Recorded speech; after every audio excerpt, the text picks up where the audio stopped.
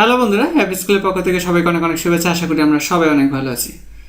Digital ডিভাইসে পূরক বিধি বলে একটা বিধি আছে, যেখানে বলা হয়েছে যে এর ভ্যালু যদি 0 হয় তাহলে এ পূরকের ভ্যালু অর্থাৎ এ কমপ্লিমেন্টারি ভ্যালু 1 হয়, এবং এর ভ্যালু যদি 1 হয় তাহলে এ কমপ্লিমেন্টারি ভ্যালু 0 হয়। কিন্তু কেন হয়? এই প্রশ্নটা কি কখনো আমরা নিজেদের মনের মধ্যে করেছি বা জানতে চাওয়ার চেষ্টা করেছি?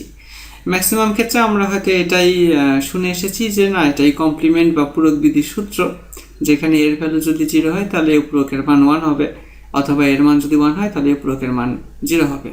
কিন্তু আসলে এর মধ্যেও কিন্তু একটা গণিত লুকিয়ে আছে, এবং সেই গণিতটাই আজকে আমি তোমাদের সঙ্গে আলোচনা করব।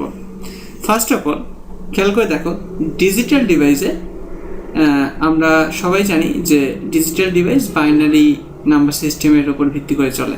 সো বাইনারি নাম্বার সিস্টেমের মোট অঙ্ক কয়টা? দুইটা, একটা হচ্ছে 0 আর একটা হচ্ছে 1। তাহলে আমি যদি একটি সার্বিক সেট চিন্তা করি, আমরা নবম দশম শ্রেণীতে গণিতের সার্বিক সেট সবাই পড়ে এসেছি। সো একটি সার্বিক সেট চিন্তা করি ইউ, তাহলে আমি ডিজিটাল ডিভাইসে যেহেতু বাইনারি নাম্বার সিস্টেমের উপর ভিত্তি করে ডিজিটাল ডিভাইস চলে, সো আমি বলতে পারি যে আমাদের ডিজিটাল ডিভাইসের সার্বিক সেট ইউ এর ভ্যালু হবে 0 এবং 1। ওকে, ওয়েল দেন সাপোজ যদি বলা হয় যে এর ভ্যালু যদি 0 হয় তাহলে এ পূরকের ভ্যালু কত, তা আমরা এটাকে কীভাবে বের করব? খুব সিম্পল নিয়ম। সেই ক্ষেত্রে আমরা বলতে পারি এ পূরক is equal to U minus A. আমরা কিন্তু সেট ফাংশনের উপর বেসিস করে বলতে পারি।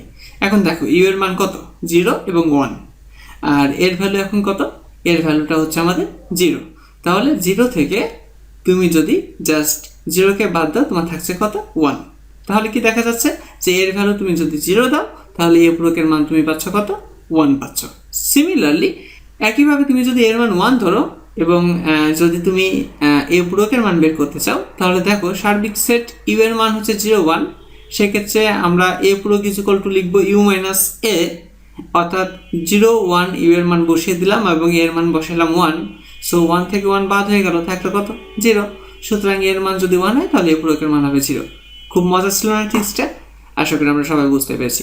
ভবিষ্যতে এরকম আরও অনেক মজার ট্রিক্স নিয়ে তোমাদের সাথে হাজির হবে, এবং সেই সঙ্গে নিয়মিত ক্লাস তো আমরা আপলোড অবশ্যই করবো, এবং তার পাশাপাশি এইচএসসি এবং অ্যাডমিশন টেস্টের গুরুত্বপূর্ণ আপডেট নিউজ যেভাবে আমরা আপলোড করি সেভাবে আপলোড করবো। আশা করি সবাই আমাদের সাথে থাকবে।